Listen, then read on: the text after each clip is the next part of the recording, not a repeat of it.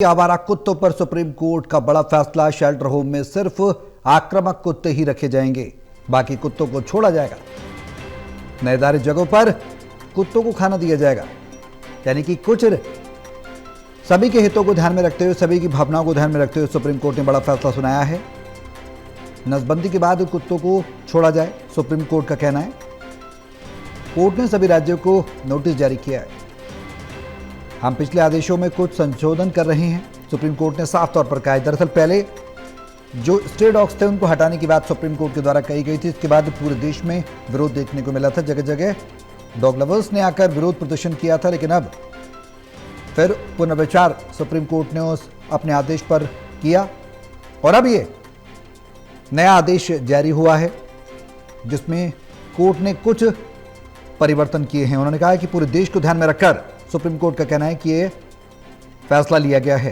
पूरे देश में ये नियम लागू होगा। कोर्ट ने सार्वजनिक स्थानों पर खाना देने पर रोक लगा दी है। टोटल न्यूज के संवाददाता प्रणय शर्मा हमारे साथ फोन लाइन पर जुड़ गए हैं। ज्यादा जानकारी के लिए सीधन को रुख करेंगे। प्रणय, सुप्रीम कोर्ट ने जो फैसला दिया है, सबसे पहले आपसे जानना चाहेंगे बिंदुवार तरीके से क्या फैसला है? देखिए, और आज सुप्रीम कोर्ट में इस मामले में सुनवाई हुई और महत्वपूर्ण बातें जो है वो कोर्ट की तरफ से कही गई हैं। सबसे बड़ी बात ये है कि कोर्ट ने ये साफ कर दिया है कि शेल्टर होम में जो कुत्ते उठाए गए थे सिविक बॉडीज के द्वारा, उन्हें तुरंत छोड़ा जाए। सिर्फ उन्हीं डॉग्स को नहीं छोड़ा जाएगा जो हिंसक हैं या जो बीमार हैं। इसके अलावा जितने भी डॉग्स को पकड़ा गया है उन्हें तुरंत छोड़ने के आदेश कोर्ट के द्वारा गए हैं। कोर्ट ने ये भी कहा है कि जो डॉग लवर्स हैं, जो उन्हें खाना खिलाते हैं, तो सार्वजनिक स्थान पर खाना मत खिलाइए। जगह चिन्हित की जाएगी, आप वहां पर जाइए, वहां पर उन्हें खाना खिलाइए। तो हम ये देखते हैं कि कहीं भी लोग कुत्तों को खाना रख देते हैं और फिर उसकी वजह से काफी झगड़े भी होते हैं। तो ऐसे में जगह चिन्हित की जाएंगी और वहीं पर उन डॉग्स के लिए जो खाना है वो रखने की इजाजत दी जाएगी। इसके अलावा जो पहले आदेश दिया था 2 बेंच की कोर्ट ने, उसमें ये सभी जो संशोधन है वो किए गए हैं। अब जो ये भी कहा है कोर्ट ने, यहाँ पर मैं आपको तुरंत रोकना चाहूंगा। अधिवक्ताओं का क्या कुछ कहना है इस फैसले के बाद, वो सुनवाते हैं। पहले आम लोगों को लगता है कि इससे बड़ा न्यूसेंस भी होता है, तो कोर्ट ने आज क्या आदेश दिया है फीडिंग एरिया को लेकर, उधर देख के बता दीजिएगा कि क्या आपको लगता है कि इससे मसले का हल होगा? इतना इंफ्रास्ट्रक्चर है? नहीं, कोर्ट ने बस यही कहा है, ऑनरेबल कोर्ट ने ये कहा है कि फीडिंग एरियाज को आइडेंटिफाई करके उनको एक जगह पे बच्चों को खिलाइए आप। तो इसमें कोई बुरी बात नहीं है। हम फीडर्स को भी ये समझना चाहिए that it is important to keep designated place for these children कि वहां पे आके फीडिंग करो। हर जगह पे हम फैला देंगे तो फिर बच्चे भी को भी नुकसान होगा, हमको भी नुकसान होगा और अथॉरिटीज को भी नुकसान होगा और लोगों को भी नुकसान होगा।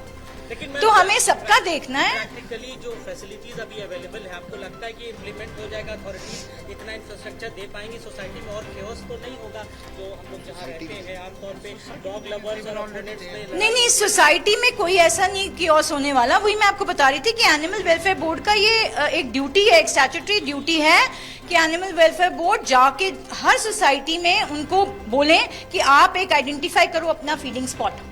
ये ड्यूटी है एनिमल वेलफेयर बोर्ड की, जो मेरे हिसाब से तो नहीं हो रही है इतने सालों से। ठीक है, आ जाओ, विवेक जाइए। तो स्ट्रे डॉग्स को लेकर सुप्रीम कोर्ट का एक अंतरिम आदेश आया है और इसको डाल देना ग्रुप में।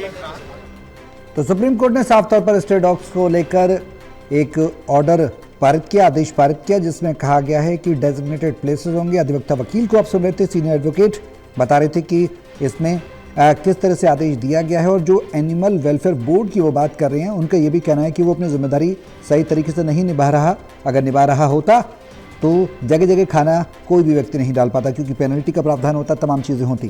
सहयोगी प्रणय शर्मा हमारे साथ लगातार बने हुए हैं। प्रणय, पहले तो आपसे जानना चाहेंगे जो फैसला है उसमें प्रमुख बिंदु क्या क्या रहे हैं, और जो आप वकील को भी सुन रहे होंगे, जो वरिष्ठ वकील हैं, उन्होंने भी कहा कि एनिमल वेलफेयर बोर्ड की भी एक जिम्मेदारी है, उसकी भी बात करेंगे।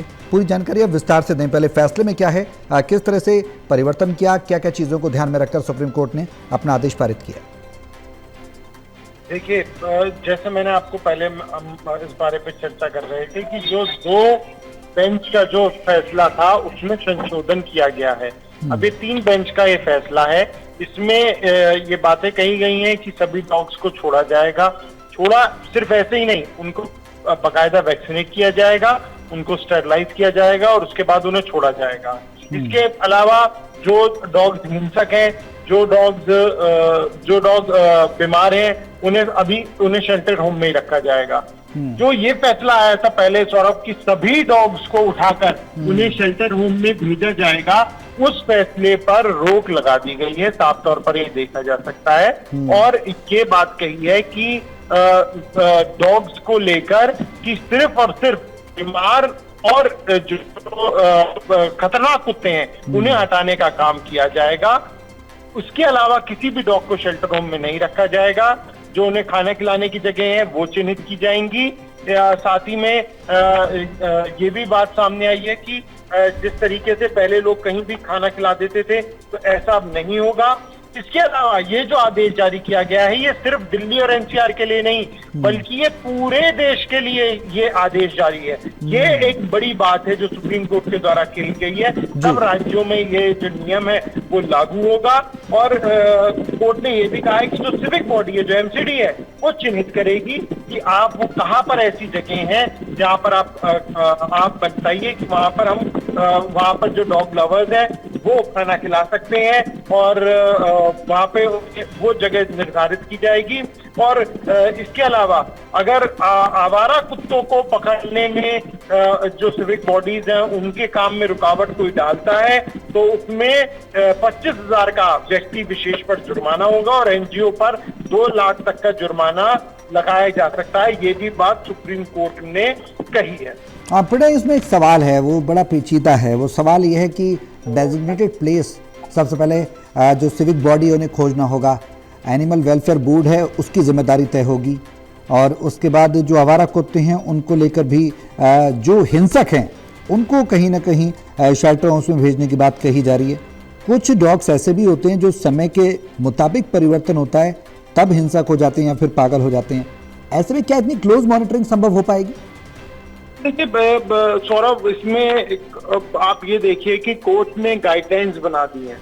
अब मुख्य भूमिका होती है सिविक बॉडीज की और हमारी और आपकी। हम सारी चीजें ना ही सरकार पर डाल सकते हैं ना ही कोर्ट पे डाल सकते हैं।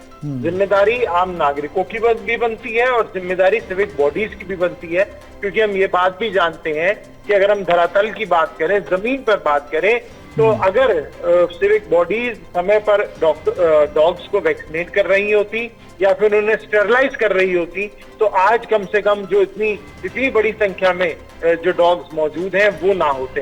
दूसरी बात ये कि सेंसस ही नहीं हुआ है आज तक। 2016 के बाद से ये पता ही नहीं है कि दिल्ली में जो आधिकारिक आंकड़ा है डॉग्स का वो कितना है।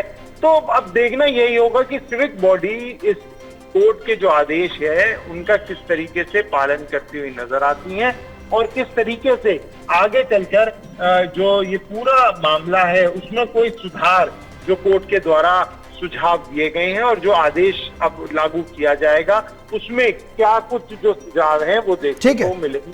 ठीक है, बड़े बहुत शुक्रिया तमाम जानकारी के लिए। अब देखना होगा कि आगे किस तरह की तैयारियां जो सरकारें हैं उनके द्वारा प्रदेश सरकारें देखने को मिलती हैं।